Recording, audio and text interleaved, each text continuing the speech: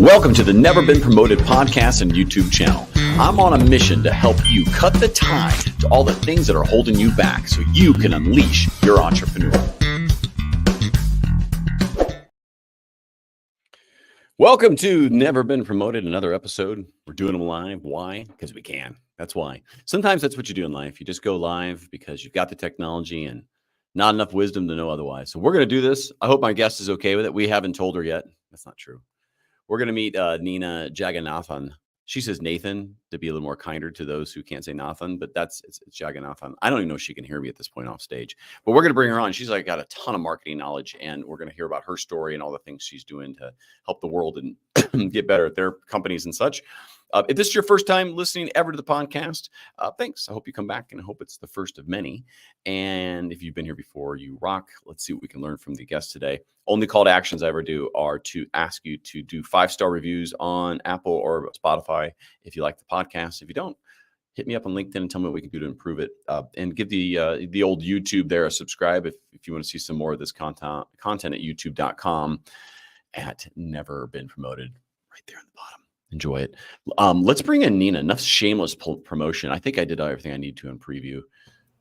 Nina Jagannathan. Is it Jagannathan or Jagannathan? A lot of people are confused and think I'm Swedish.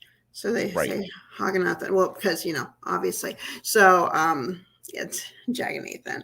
Like the English word juggernaut. If you look them up, look that word up in the dictionary. If people still have dictionaries, you will see it comes from my last name. For those who don't know, that's a book that had a bunch of words in it. Said, yeah.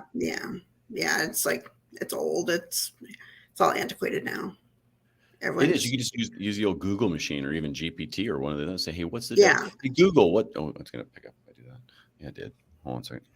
See, you can't joke around with Google. She's listening. Yeah, exactly. Or Siri or Alexa. Right. You're going to trigger them all. Nina, thanks for coming on, by the way. You want to start with just high level of kind of, you've got a lot going on. I wanted you to do the introductions because I was going to certainly butcher it if I did. Just set the stage as kind of your titling. Just give us your titles. Brag a little. Okay. All right. No, well, I'm very shy and dainty, so I'll try. So basically after 20 some odd years in corporate, I decided to pivot. That just seems to be the favorite word everyone uses these days, is pivot to doing my own solopreneur company called Wits End Studios. So I started with that, and I did.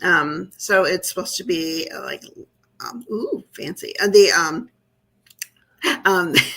It's I work with companies, mostly tech, B2B, because somebody who has a master's in electrical engineering and spent most of her career in technology, I'm very much very well versed in it, and I find most technical people they kind of have a challenge trying to explain their technology to business people.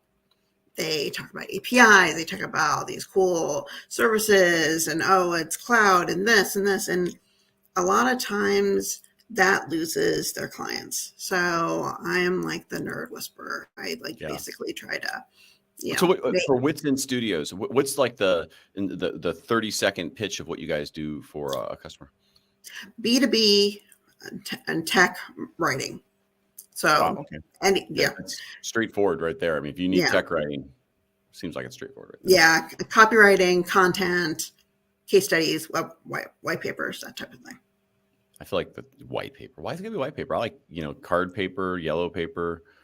I want I like parchment. Parchment, do a story on parchment paper. That actually would probably get in attention. A scroll, and you could burn it. Like maybe it only comes to life when you put it in the oven, like the lemon on it or something, and then the writing comes out. Ta-da! That might be a fun post.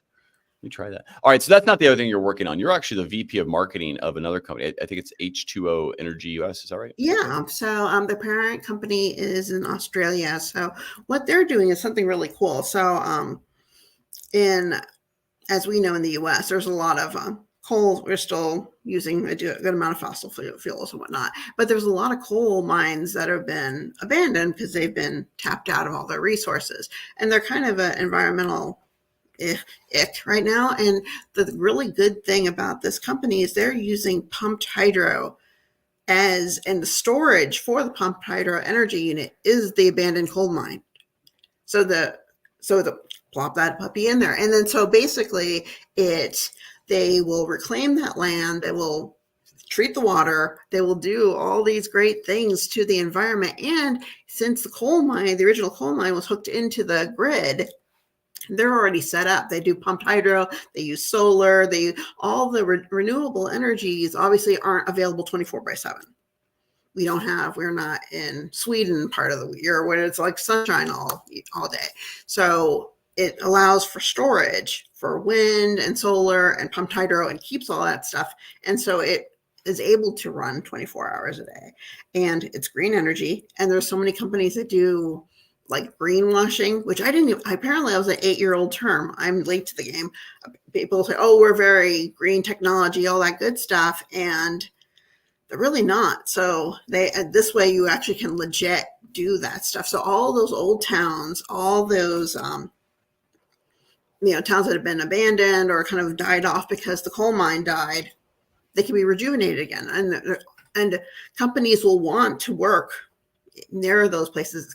Green energy, it's much cheaper.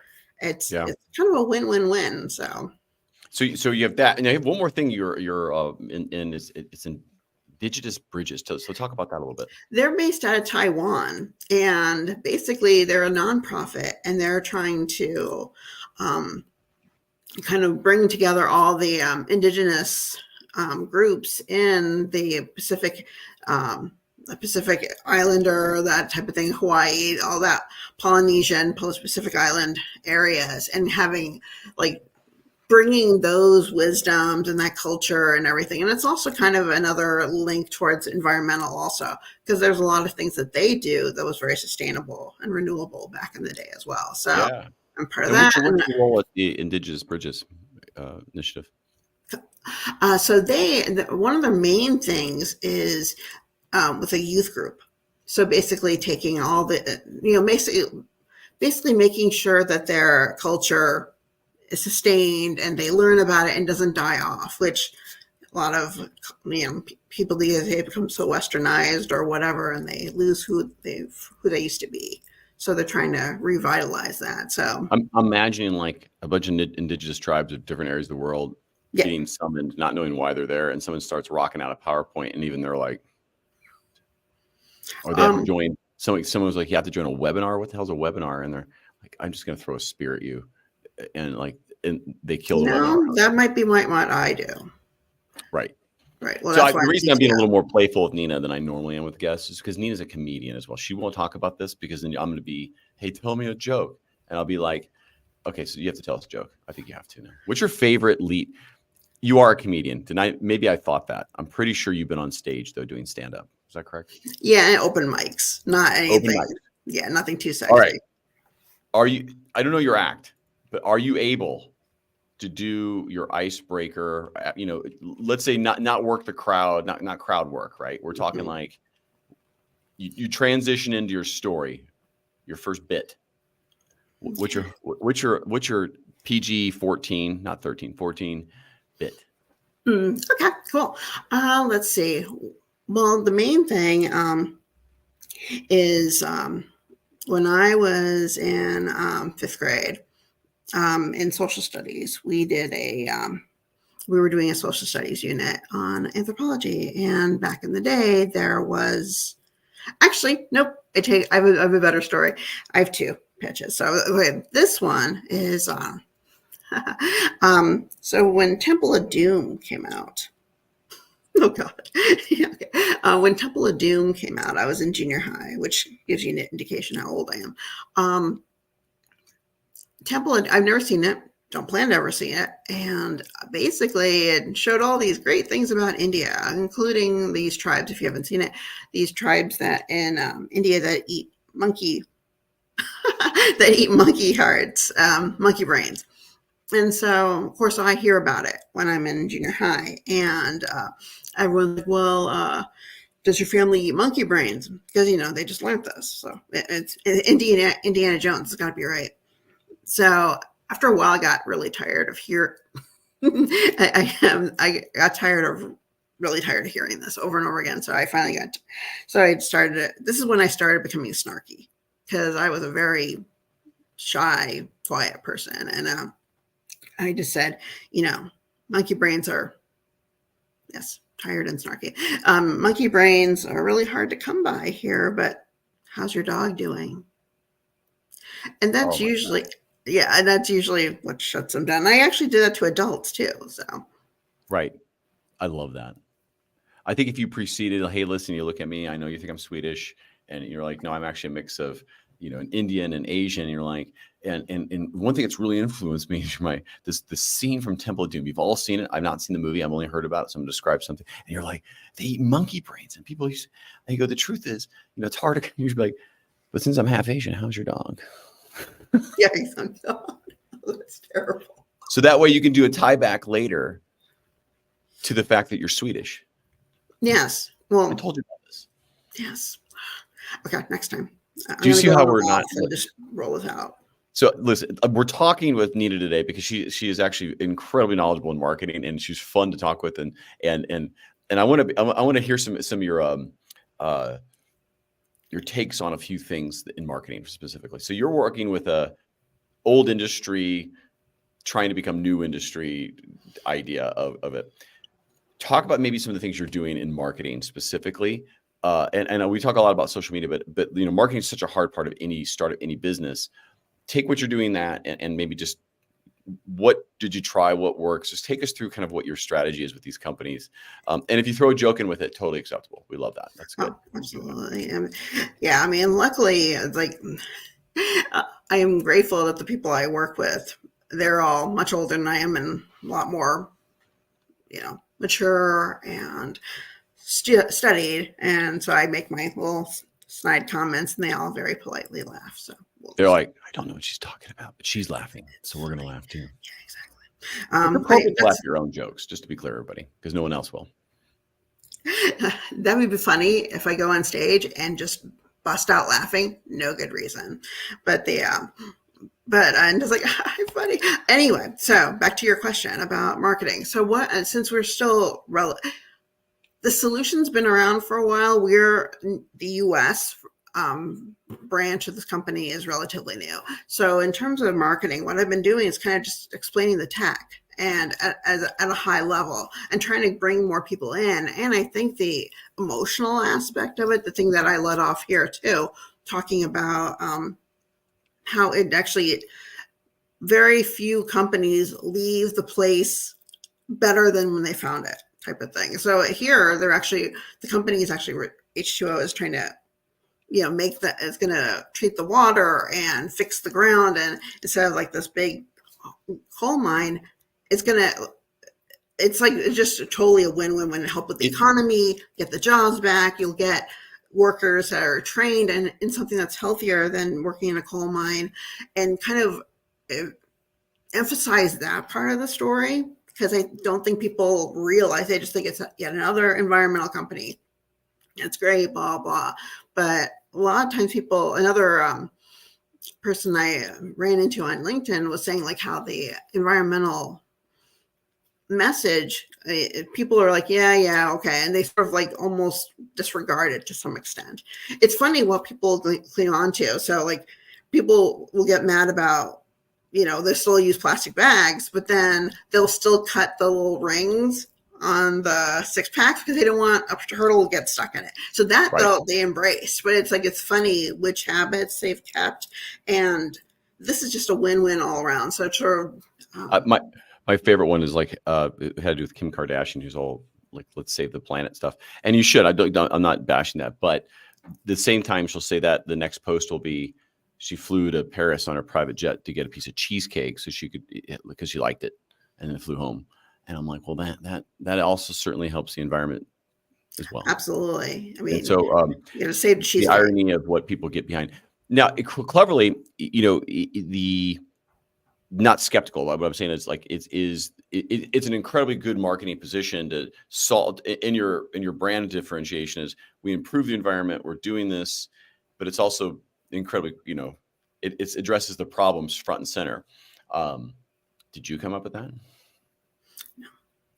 I heard them talking about it, and our president is very impassioned about it, and she made some reference to it. I was like, and then when I talked to the engineers and was trying to learn on that stuff, I'm like, oh, so it's, yeah. So kind of with all those influences.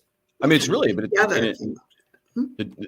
and from a marketing perspective, when you make a claim like that, the culture and the actions of the company need to back it up. And I'll make the poor assumption they do, but was that something that horse became ahead of the cart, or they were already doing that and you're like, hey, you're missing this giant part of the story? And the reason I ask is because this is where a lot of business owners are doing good, but it's the best kept secret. So how did that work in that dynamic? Because it is a brilliantly positioned piece, specifically if you're actually doing it. So well, I mean, and that's the thing for US, since we're so new, we're looking for investments, and we have we did a feasibility, or working on a feasibility study now, and all that good stuff. So that is baked into the standard operating procedure. So that is something that, and definitely if I'm marketing it, we're going to be held accountable to it when we do it, and I will make sure it's part of it. Yeah, absolutely. The engineers are very very loyal to that concept as well. So that's wonderful. That's great. Yeah. What have you guys tried that didn't work, and why didn't it work? I don't think it was necessarily anything that didn't work. It was more along the lines of finding mines that were like potentially stable enough. And then there's a lot of it is just a lot of the government red tape trying to get, and yeah, there's definitely powers that be that prefer the way to keep the way things are right now. And so they're going to put as many hindrances in place as possible. So there's that's always not going to that. stop you. Oh, no. Oh, no. No, my, Dr. Evil was in there trying to take care of all that stuff. So there is a lot of bureaucracy. And there's, like, as you know, I mean, I don't know if you know this, but when government's involved, it tends to be a little bit lengthy in trying to get convoluted. I've heard when they get involved, it kind of jams stuff up. So in your world, how important is social media? So this is for like the companies that maybe have never thought of social media or anything else, but how important is social media marketing come to your business? Absolutely. I mean, it's a huge amount, because the thing is, and it's kind of funny to me, but like so LinkedIn used to be like, I was one of the early adopters of LinkedIn. Once again, old, tired, snarky. You write that down. It was more of a resume repository. So that's basically everyone used it for. They just put their stuff in. Here's a picture. That's what I'm working on. And they left it like that. And in the past, like I'd say 5 years or so, it's really, that platform has blown up to be truly a marketing platform. There's so many, but out of all there's like millions of people on the platform. Probably, anecdotally, I heard about like 5% or even less are actually actively on the platform. So it's a really good opportunity if you are, especially if your client, your ICP, is people that are professional, that are in the business world, that are in tech or law or environment or anything like that. They're actually like a proper business. That is a really good place to market. And the key with everything is being consistent in your posts and providing value and talking about your company and instilling interest and all that good stuff. So that's definitely a huge recommend. And making sure your marketing department, focuses on LinkedIn, especially if their business, their clients live there or should. And same with Facebook. Means depending on the business, could be decent too. Instagram, a little bit less so. For us, our main clients are other like utility companies as well as investors. So I don't see me, jumping around on Instagram being helpful. Right. And I think and this is a really interesting, because I've run into this a lot of times from the marketing standpoint as well, where your direct customer is not on any of the social media. They're just not. And the ones you want to get to are, it's just But when you do get to them through, let's say, conferences, through knocking on doors, whatever the typical, maybe more traditional means are in some more lagger industries or industries where there's social, they do come check you out on social. So they say, who is that Nina person? Who's this, company that's, H2 Energy? What is this? And then they look, that's usually one of the top searches in Google that's going to come up. So having that in position with content and interactions to show that you're a real company, you're alive, you know what you're talking about, I think it's super critical. Maybe talk about that a little bit. Does the parent company, did they see it that way, that hey, we need to pre-invest in this, or are they actually thinking, hey, we're going to meet people through social media to get invest? Talk through, because that's where a lot of people, a lot of investment isn't placed in a company, is when there's not this immediate idea, this instant gratification AI world we live in, where like I need my leads now, and like what you're doing is that's not an overnight thing. So talk to me a little bit about how you guys are approaching that and how your company thought about it, maybe prior to you kind of being in the helm for it.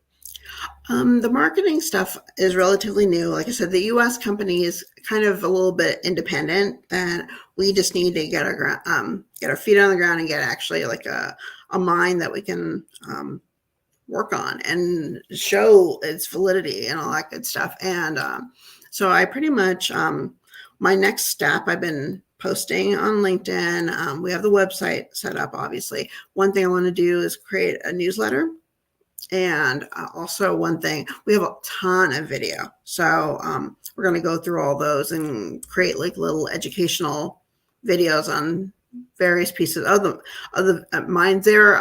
The U.S. Company is based out of Alabama. Ton of coal mines out there, and the Appalachians and all that good stuff. And the thing that's interesting is we have competition. So there's other people in like Tennessee and Kentucky that are doing something similar. So, but they're running into a lot of bureaucratic stuff as well. So who knew?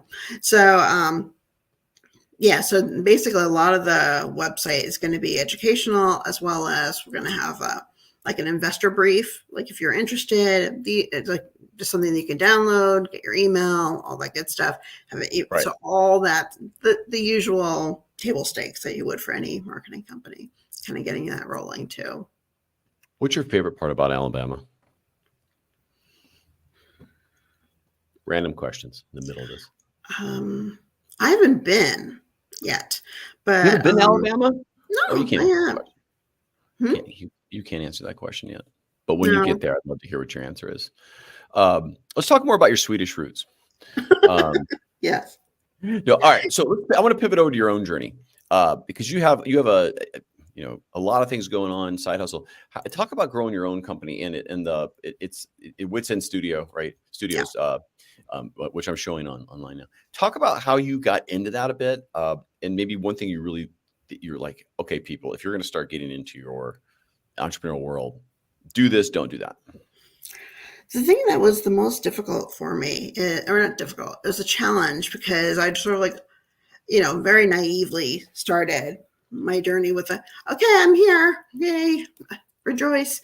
And it doesn't quite work that way. It's like you need to have a more who your ICP is, which when the first time somebody asked me who my ICP was, I thought they meant Insane Clown Posse. So I was confused.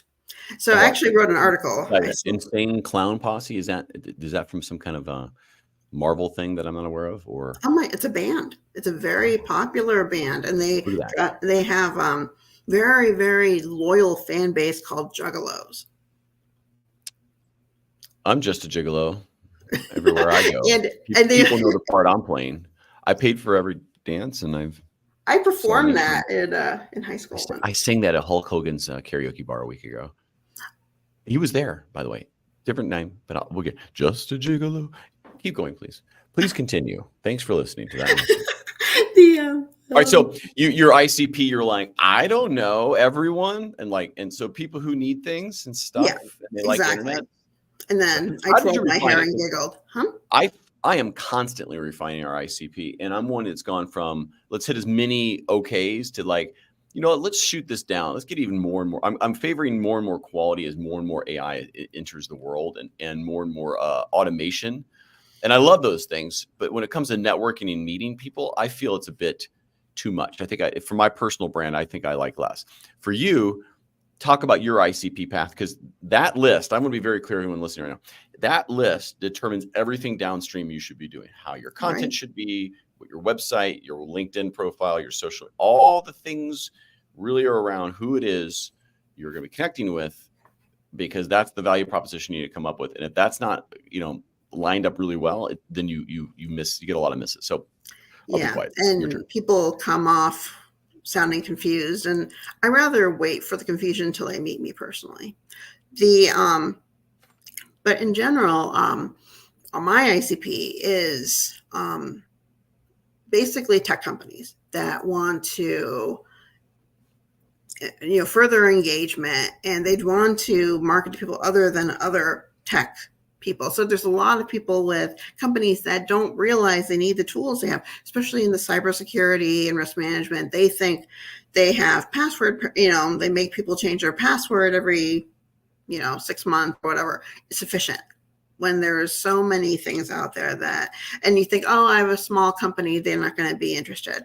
I know companies like in school districts in the middle of nowhere, like in Louisiana, that get hacked, to get ransomware. I mean, nobody is really safe. And so those type of tools, people should, come to the table wanting to buy those products. But the thing is, they don't understand it. And a lot of times, technical folks aren't able to translate into business savvy language. So, or they view it as dumbing it down, which isn't really isn't the best way to put your foot forward to a client. So my area is basically just writing posts, writing LinkedIn, like doing a lot of social media, as well as, like I said, white papers and case studies and product descriptions and stuff to show this is the product, this is how it works, and this is why you need it. And the thing is, and also have them coming out of it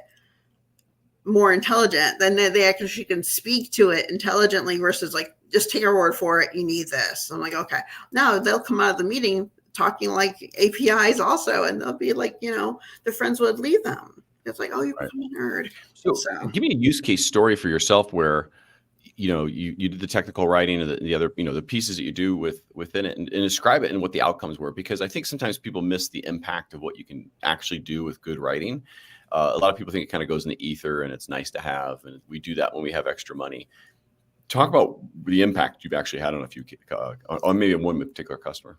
Yeah, and my the reason I even came to fore with my company was the fact that throughout my career, I've been the one that when I would talk to clients or investors or whatnot, and my team would invariably go into the weeds and start talking about all the details about how this works and whatnot. And then inevitably you could see the audience's eyes glaze over. So I've jumped in and said, okay, so let's take this a few steps back. This is what they're trying to do. And then I'm a huge fan of, my dad taught me this, like Richard Feynman's like first principles type of thing. It's like Aristotle, all that good stuff. It's like basically taking all these larger complex concepts and breaking them into not pieces that everyone understands, and building blocks, and then doing it and kind of rebuilding it in a way that they understand it. And that's what I did. And that's what basically got the business, is the fact that they understood what they were trying to do and what was important, versus, oh, we use this, and no, we have, we're using this protocol, and then they're not going to know what that means. And so, I've helped countless clients come to the table and be ready to sign because of that. That's fantastic. In your current business, what do you dislike most about it? I think for the most part, it's the ghosting, which, it's bound to happen. You get like people that are super interested, and then you write a proposal, and then you never hear from them again. And then when, I used to follow up. Now I don't. That's the question. Does following up, does it ever pay off? When I did, I usually go, oh, no, I haven't even looked at it yet, blah, blah, blah. I'm like, okay, I mean, that's fine. I mean, it never, luckily, which is good. I mean, it's like it never really was based on what was wrong with it. Every time I follow up, it was they just haven't looked at it, which shows it isn't a priority, which is fine. Right. And or it was a, they thought, oh, I wanted to get this done cheaper. I'm like, well, that's fine, and that's an option. And that's the thing with a lot of companies. They think, oh, I can just go to GPT or whatever and do the same thing Nina does. And I'm like, well, that's a really good point. So, I hear technical writing. I would probably want to go GPT because I think the point of technical writing is there's a little more knowledge and depth. GPT could be good to enhance it, to make it sound easier to read. But there's a lot on Fiverr, Upwork. How are you competing against just a global market, that effectively could do it as well? So how do you compete in that market for that? Because it becomes somewhat commoditized. And anyway, Yeah. So I'm curious to hear how you're differentiating with that, or maybe that's still a struggle, and that's one of the challenges too. Not so much, because the thing is, most of my clients are people that through marketing on LinkedIn, they were able to come to me and whatnot. And the differentiator is, they're able to do that. People in Fiverr and Upwork, and they're able to do that stuff. And it's a good place to start that. But when you're doing more and more sophisticated things, it isn't just, oh, make this sound more understandable. Oh, make this do this, that type of thing. It's putting nuance in, putting and having that background that you can learn that stuff. Like, there's definitely an art to writing technically. Well, so it's like, do you need a couple, or it's someone who can take what you have and make it better? What you're saying is you almost embed in and actually learn the business and what they're doing. So there's more thoughtfulness and more effectiveness to it, which, not that you can't do that on international markets, but typically you're looking to be almost like a fractional full-time writer for somebody versus someone you're just picking up Fiverr and sending them jobs to. Right. And there's definitely value in this. Yeah, communicate the value as well. I think that it sounds like when people come to you, the value is established. They like what you wrote. That's what they need. Versus, you're pitching people way harder. And it's more, I like to position myself as like more of a consultant in the company. So it's like being a strategic partner. It isn't like, oh, I want it would make more sense if you're like, I need 10 blog posts on this topic. Go. That type of thing. With me, it'd be like, okay, what's the end goal? What are you trying to accomplish? What is your roadmap? Let's start, inculcating, good word, bringing in more sort of leading into your new product line. There's more strategic thinking that comes along with when you deal with more of a consultant in relationship versus more throwing things over the fence. Yeah. Are you do you do also like keyword search, like a Quora or other places where you're like, hey, this is what people are searching for, and I write these articles specifically for Quora, Reddit. Talk about the process of technical writing a bit, because I'm dumb to it. So I know it kind of works on LinkedIn, doesn't work, and what you should do. I'm not saying we do all of that for myself, but your process, how do you take someone through it to really drive the value that it's more than just, reading a few technical documents and knocking it out?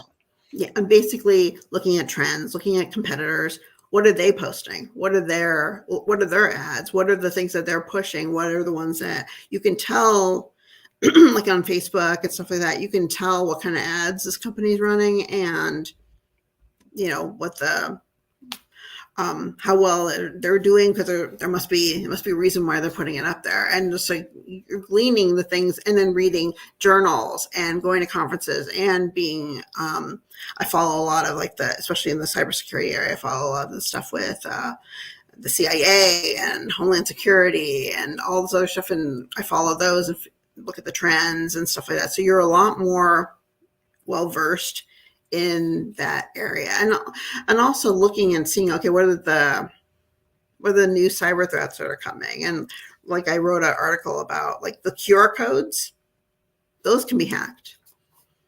Oh, tell me about that.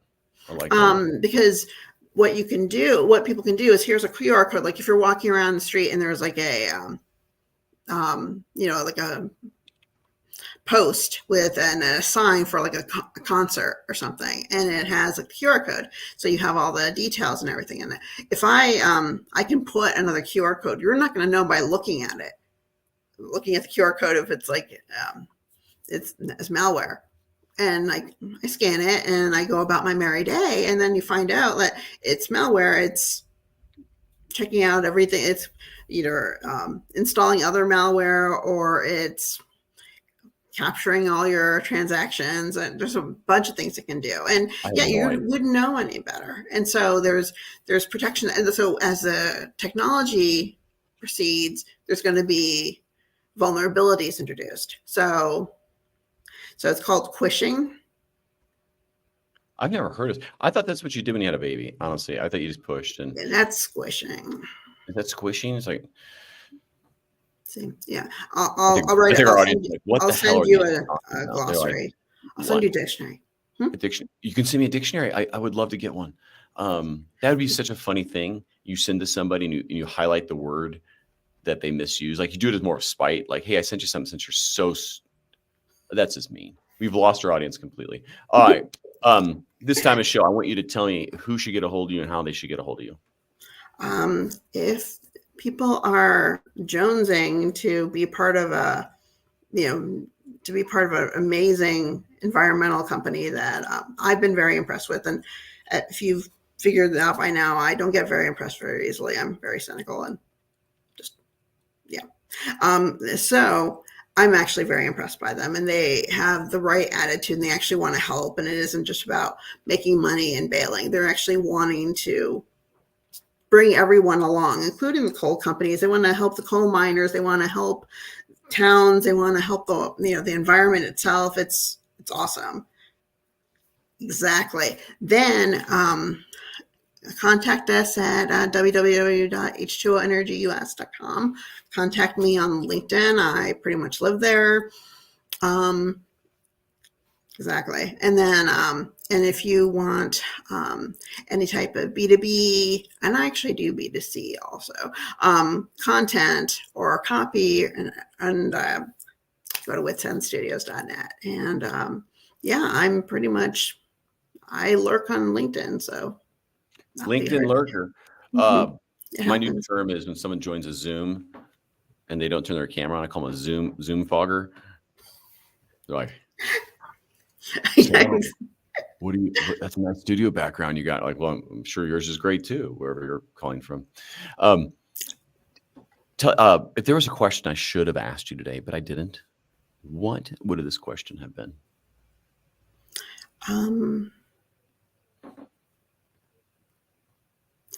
I would think mostly about Iowa. You just missed out on that entirely. That's where I live right now. We don't talk about Bruno or Iowa.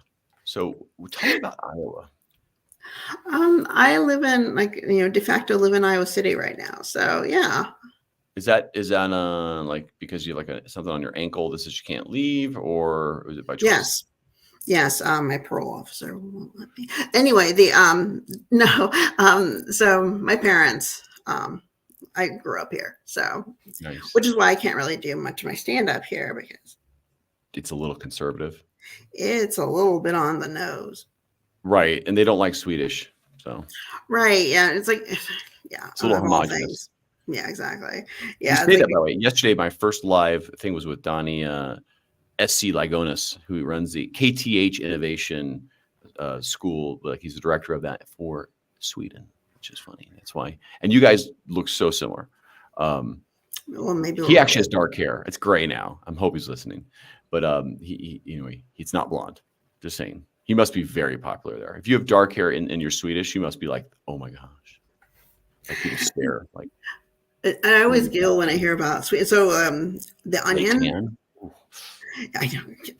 The Onion many years ago had a satirical atlas called Our Dumb World, and it slammed every country. There was something negative or snarky about everything except Sweden. I was dying. I thought that was the funniest thing. It looks like a lovely place.